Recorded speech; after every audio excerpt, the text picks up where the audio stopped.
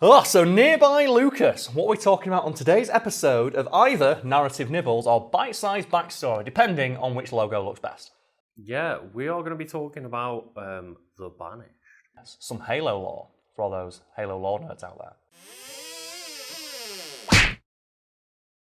there. So for people who are new to the series, because the series itself is quite new, this is not going to be a deep dive into anything Halo related by any means. It is, as the name suggests, Narrative Nibbles or Bite-Sized Backstory. It's a quick look into an aspect of a fictional universe we find quite interesting. And I think myself and you love Halo, played lots of Halo, but you've got no idea who the Banished are. No, and I thought I'd forgotten something because I played Halo 4 and 5 on release and then never wanted to play the campaigns again. I think fairly so. Yes. And when the Halo Infinite trailer started coming out, it's like, oh yeah, Master Chief's going to fight the Banished. I was like, did I really forget something that happened? I'm pretty sure that they're the enemy from Halo Wars, which I've played a lot of. Halo Wars 2, I think, specifically, yeah. And I played mostly the multiplayer.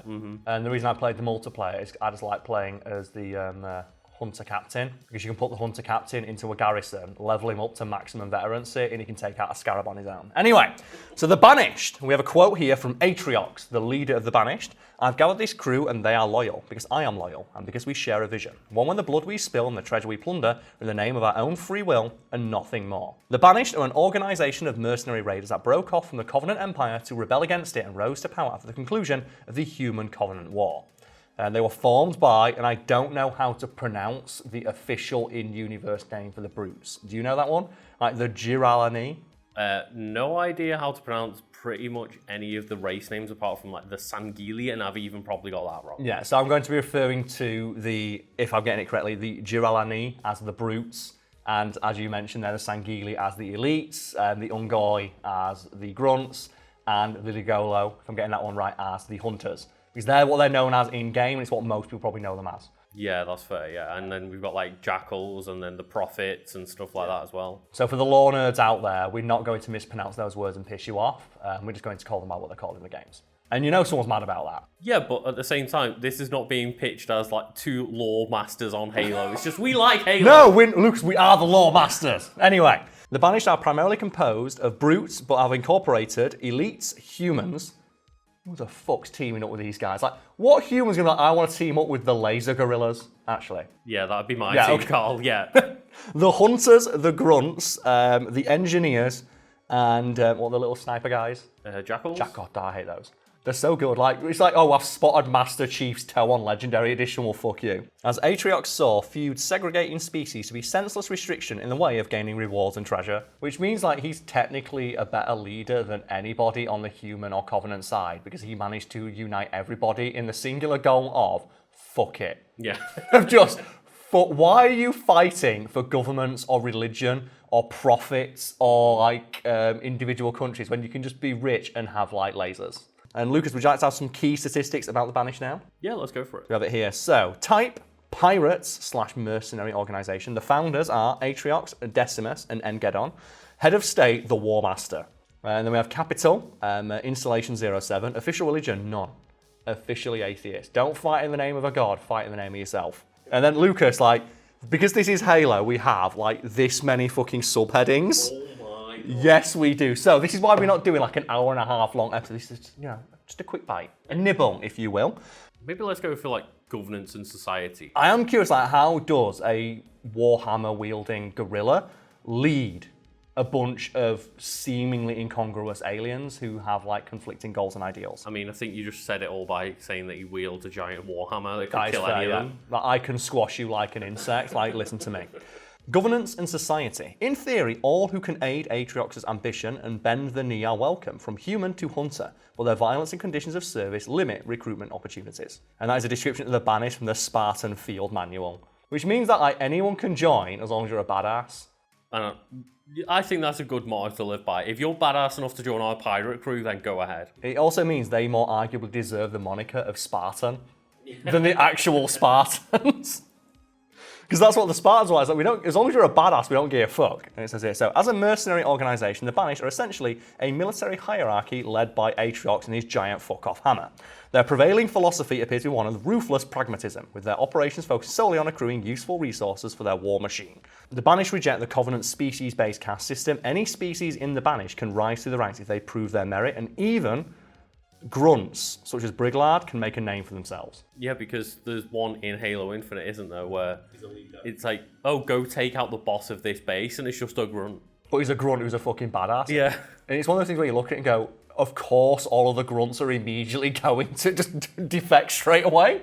Yeah, it's either just live under the boot heel of every other race in the Covenant system, or get a chance to prove you're a badass. Yeah. Despite this, the chain of command is predominantly composed of brutes, and it's described as a twisted meritocracy in which Atriox's subordinates constantly compete for influence and favour in their War Master's eyes in the hopes of increasing their own status. Atriox has spies across his command hierarchy to snuff out signs of disloyalty, and his inner circle of loyal chieftains, known as Atriox's Chosen, are used to enforce compliance among the higher ranks. Like, listen to me, or I'll kill you with a giant fuck-off hammer. Yeah. And that's the thing, it sounds bad, but compared to what like the grunts probably had previously, which is like, listen to me, or I'll kill you with my plasma sword, it doesn't really sound that much different, does it? Especially when at the end of that sentence is probably you useless, worthless grunt. Yeah. Can you imagine not being the grunt who first rose to the ranks as commanding brutes?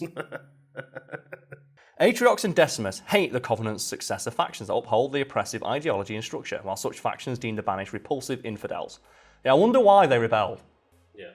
It's like, all we did was constantly call them names, and then they decided, fuck this, and left. I wonder why. It says here that Atriox did not care for the elite-brute feud, and as such, he has welcomed elites to join the Banished as mercenaries, because Atriox and the brutes in the Banished claim not to have been involved in the betrayal and massacre of the elites. Some elites have willingly accepted the offer and joined, viewing the Banished as other.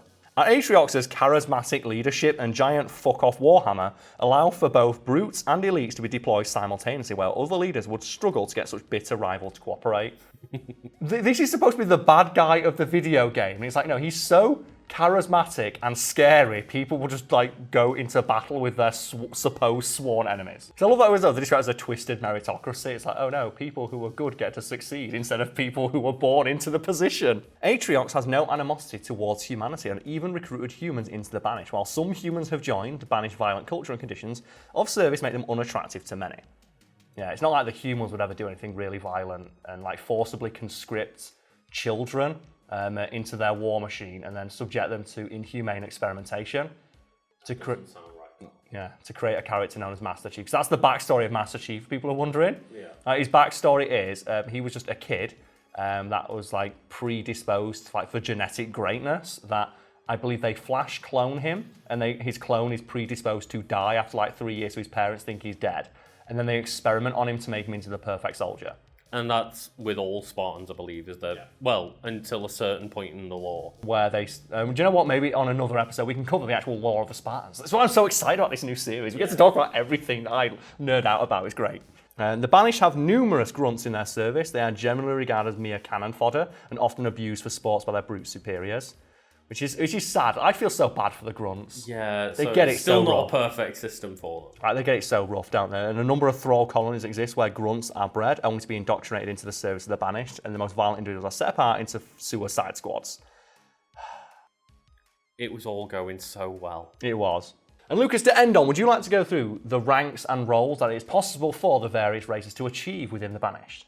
Yeah. Because some of these read like band names, so pads and pencils at the ready, folks. And we have here ranks and roles. The Banished make use of several mercenaries, criminals, and affiliates. These fill the ranks and roles of the Banished. Within the brute hierarchy, you have at the top the War Master. Hell yeah. The fucking Master of War himself.